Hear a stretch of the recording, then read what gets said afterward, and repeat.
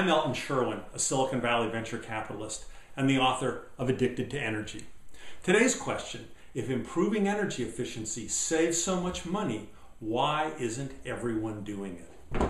If new windows and new thermostats and new light bulbs save so much money, why doesn't everyone rush to install them? Well, some experts claim that people don't have the money. But half the buildings in America are owned by people or companies with lots of money. So poverty or financing could be a piece of the problem, but something more must be going on, because a lot of inefficient and wasteful buildings are owned by rich people and rich companies with a lot of cash.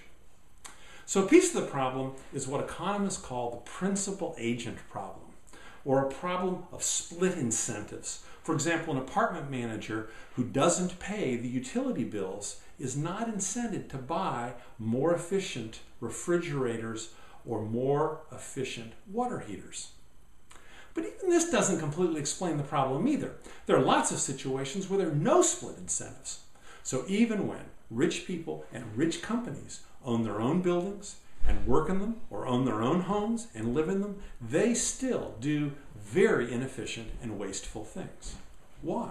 Why is that? Well, people and companies, rich or poor, often want to maximize the amount of cash they have in the bank. So many building upgrades take 2 to 7 years to pay for themselves. Well, for society, that's a great deal. It's a super deal. Buildings last 50 to 100 years. So even if it takes 10 years to pay for an upgrade, it then makes money for the building owner and protects the environment for society for the next 40 to 90 years. But very few building owners really think that way. They may not even own the building for more than 10 years. So what should we do? Continue to burn coal and melt the polar ice caps? Well, 2 cities, San Francisco and New York, may have solved this problem. And if every city did what they're doing, the world would be a safer and a richer place. So what are San Francisco and New York doing?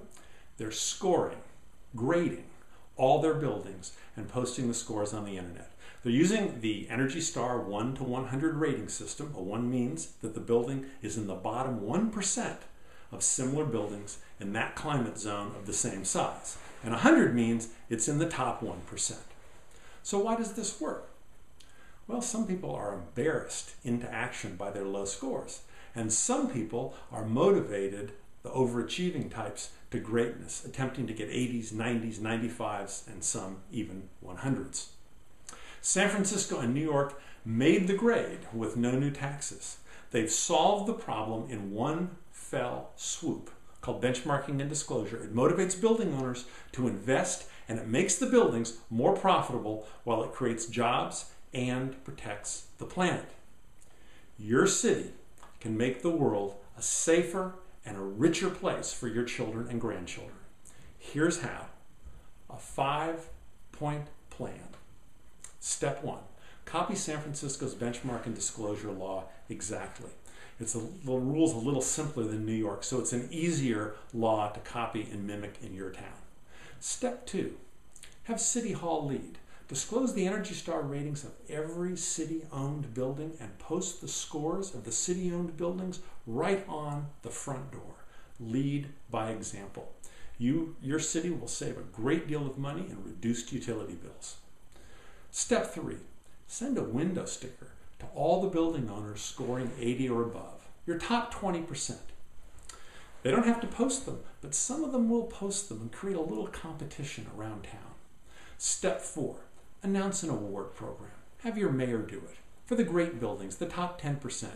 A city gold medal for buildings that are scoring over 90, and a mayor's circle for the buildings that are in the top 5%, those scoring a 95 or above.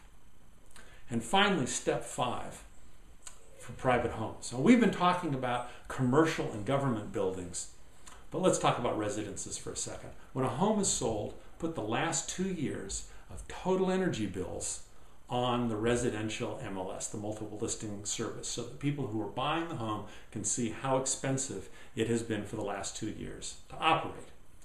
With no new taxes, you can create a richer and a greener and a safer city and a safer planet for your children and your grandchildren. Thank you.